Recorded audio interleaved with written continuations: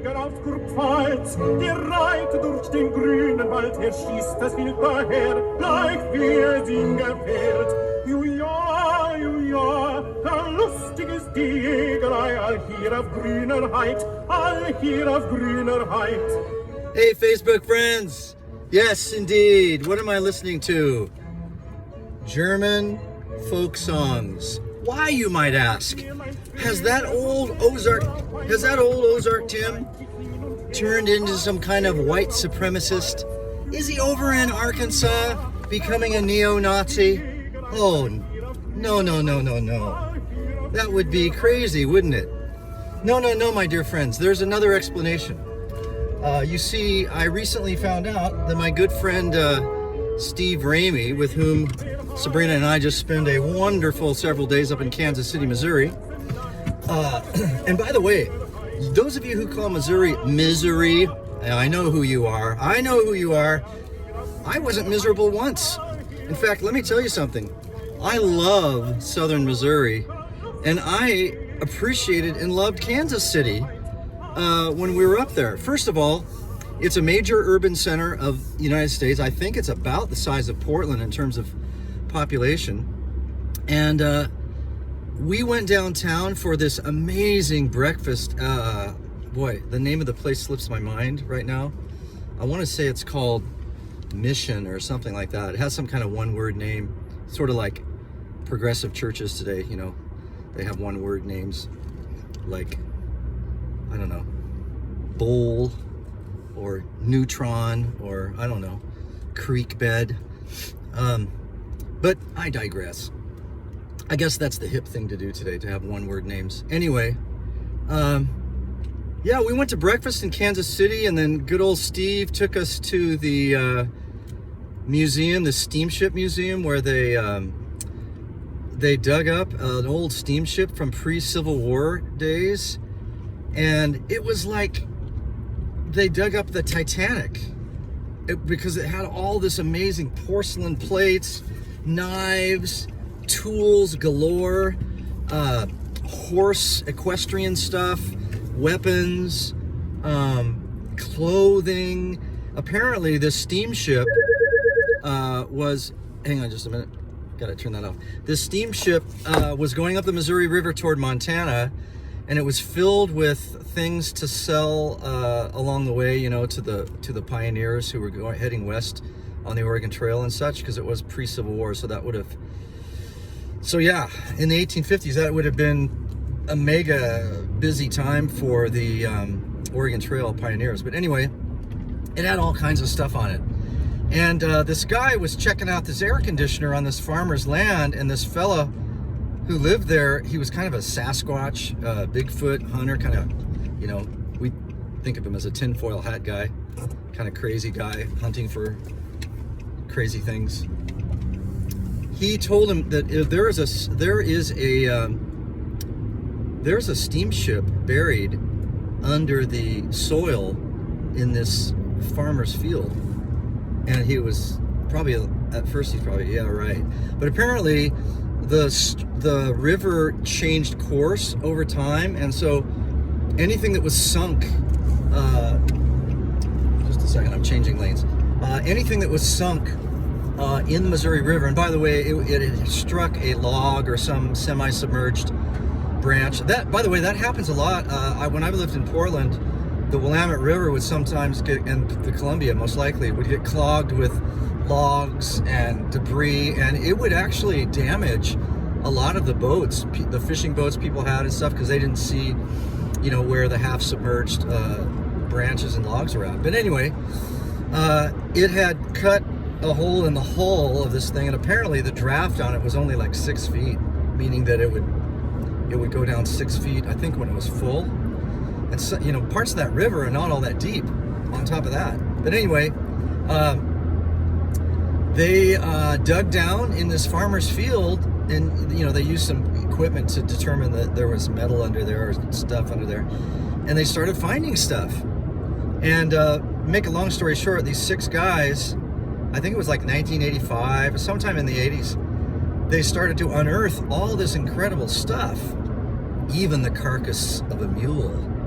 apparently all the humans got off okay, the men, women, and the children. But this mule, there's some stories that say the mule was stubborn. Go figure, a stubborn mule.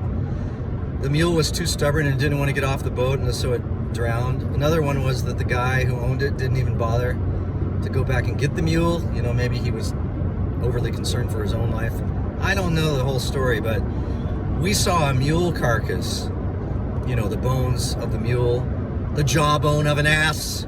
Yes, we saw the jawbone of an ass in the museum.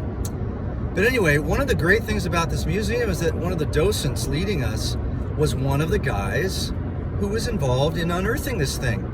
And he was like 90 years old, but man, this guy was as sharp as a whip. I mean, first of all, he knew so many things about all the stuff, and he had firsthand knowledge, of course, of digging things up, because he was with the crew, like half a dozen guys who were involved in digging this thing up.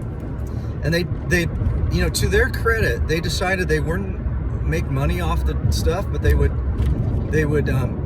I don't know if they decided to make the museum or sell it to the museum, but anyway, I think one of the guys owns the museum now, and it's right in downtown Kansas City. It's a beautiful museum. And as I was walking through there, I was thinking, man, you know, my grandkids are homeschooled. Thank God.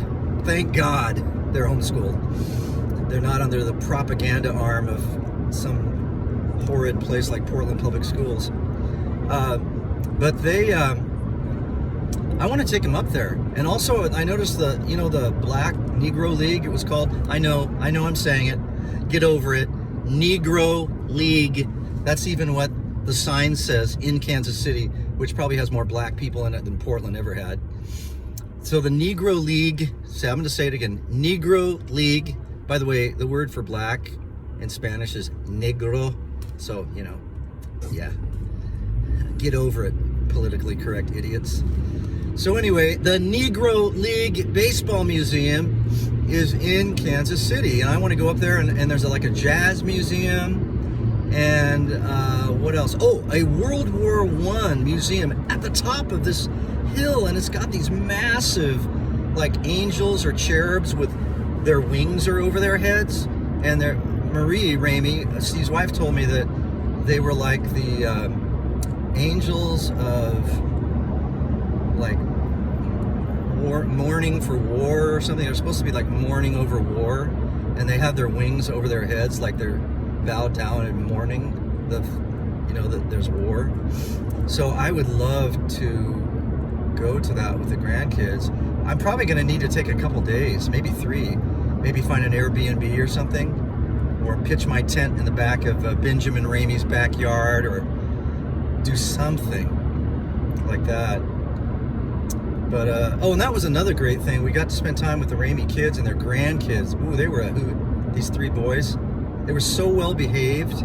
Such a credit to both the grandparents and the parents that their kids were so well behaved. And I got to read them the book that I read my grandkids at Christmas. I think it's called How God Became King or something like that. And it's basically the story that takes it from creation all the way up to, the church age, of how God's purpose was to rectify the problem of sin. When sin entered the garden with Satan, tempted Eve and Adam, and they were all brought down into sin because of their choice to disobey God and eat from the tree of the knowledge of good and evil. And it's a story of how Satan usurped Adam and Eve's original intended role, which is to rule, subdue, and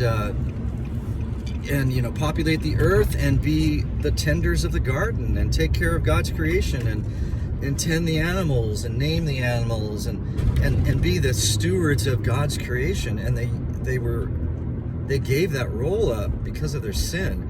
And the whole story of the Bible is how God is fixing that. He's not throwing people away and saying, get rid of you. I mean, he did do that to all but 8 people. That's the Noah's Ark story. So he does have wrath. Don't forget that. I'm sure not trying to. He does have wrath, and the fear of God is the beginning of wisdom. And regardless of what Oprah says about the jealousy of God, and I think Sabrina always tells me that, remember when Oprah said, I I could never believe in a God who's jealous. I mean, what a numbskull. I mean, if she really understand the idea of what jealousy is in the context, that God is jealous for his people. He's fighting off evil forces so that his people will get every possible crack at the inheritance, the Abrahamic inheritance, which is a land inheritance, by the way. It's not a celestial inheritance. Primarily, it's a land inheritance. By the way, if you doubt that, read Psalm 37 and write down how many times it says that the meek or the humble or the righteous inherit the earth. And then go to the Sermon on the Mount and then read what Jesus says what the meek will inherit. He never says the meek will inherit heaven. And the psalmist in Psalm 37 never says the meek or the righteous will inherit heaven. No one says anything. The only creature I know in the Bible who ever wanted to inherit heaven, other than Christ living, and serving as great high priest and currently in the heavenly tabernacle, was, well, you read it. You read it and you ask me and you think about it. Isaiah 14. Read that whole chapter, Isaiah 14. And it's kind of a double. It's one of those passages that talks about, I think it's the king of Babylon, but it also talks about someone else. Yeah, it talks about someone else. And, it's actually pretty haunting when you think of you have this bad king who's pompous, who created havoc in the lives of God's people. But you also have this creature who rebelled against God, wanting to basically ascend to where God is and sit with him and be on his throne and be over him and basically usurp his throne. I mean, it's really haunting when you think about what's being sold to people as the inheritance. The only thing I read in the Bible that's our inheritance, where we're headed, is resurrection, which is not a ghostly immaterial body floating, where we're not floating out of our bodies. That's not what resurrection is. Resurrection is stick your hand in my side, doubting Thomas, and see that it's me, flesh, flesh, flesh. Yes, death-proof flesh, but flesh nonetheless.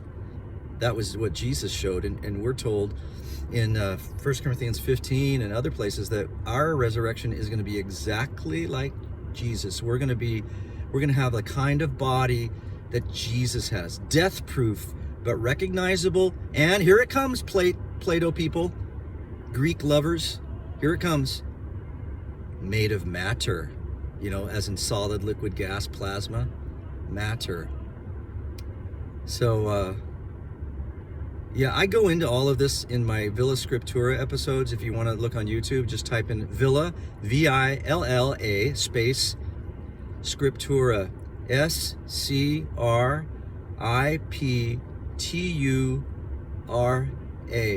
Villa Scriptura. Now, I've kind of put a pause button on that, and I'll explain why when I relaunch my Villa Scriptura episodes here in the coming days. But there's a lot there. There's a lot there to digest if you go and look. And there's some great interviews with my good friend Mark when we're riding up the old McKenzie Highway. That's called Mark and Tim's Excellent Adventure. And then Brush Up Your Shakespeare is a 3-part interview with my good friend Sir Christopher Liebrich, actor, storyteller extraordinaire, teacher of homeschool children, and inspiration to one and all, especially my daughter, who was in, I think, 4 of his plays. She was in Merchant of Venice, Much Ado About Nothing, Romeo and Juliet. That's right, she played Tybalt and got in an awesome sword fight. She got killed, but that's a tragedy for you. A lot of people get killed. And she got to wear a little beard and a mustache. Anyway, that was awesome. And in Midsummer Night's Dream, she played Nick Bottom, the ass-headed man who thinks he's the greatest actor since sliced bread. And then she played Beatrice in Much Ado About Nothing, which they're all major roles. I mean, the only small role she had was her first role. I think she was a freshman in high school, and she was in a small role in Merchant of Venice. And I got to make the boxes the gold and the silver.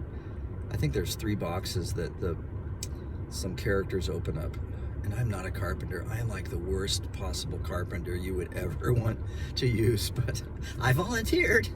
It's kind of like a basketball coach who doesn't know anything about basketball, and they look around and, we need someone, and the guy goes, I'll do it.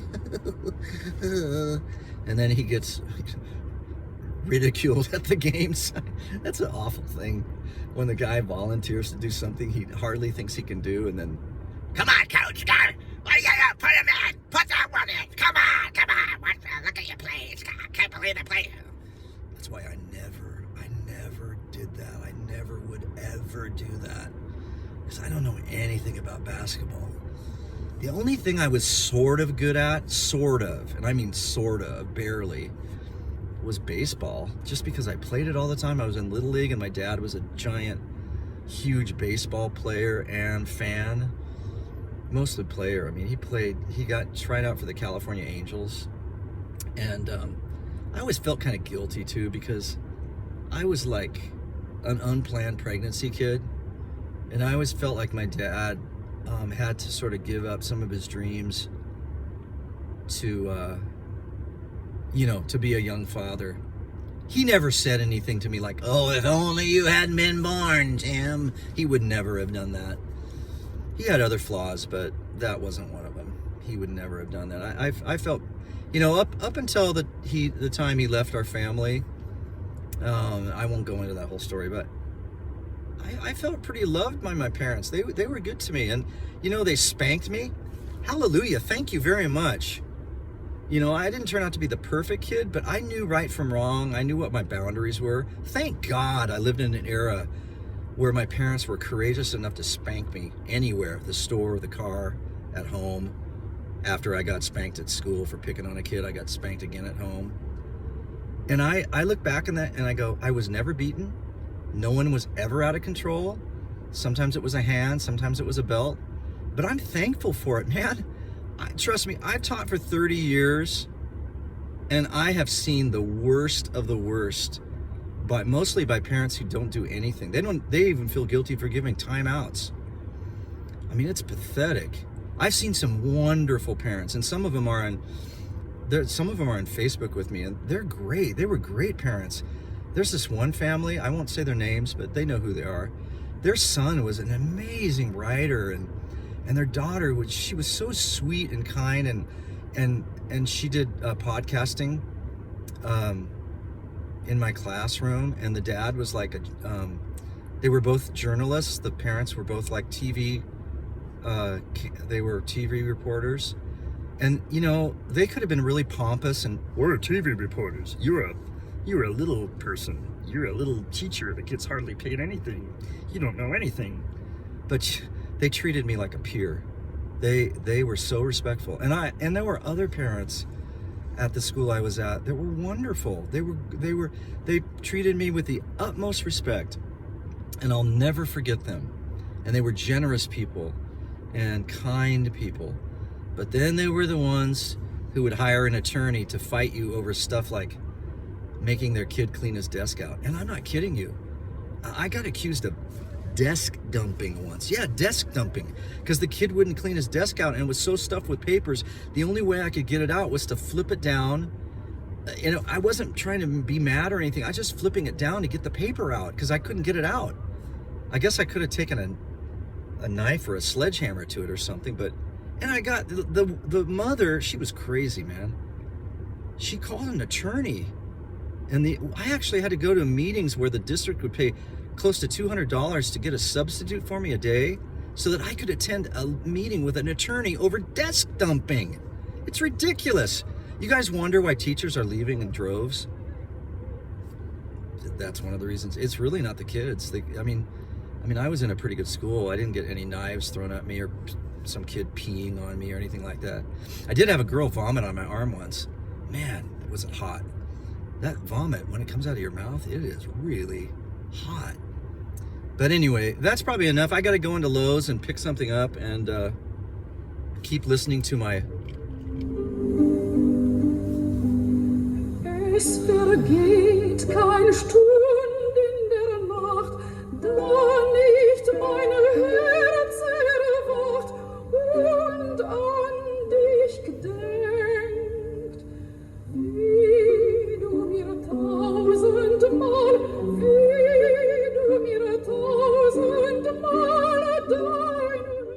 Auf Wiedersehen.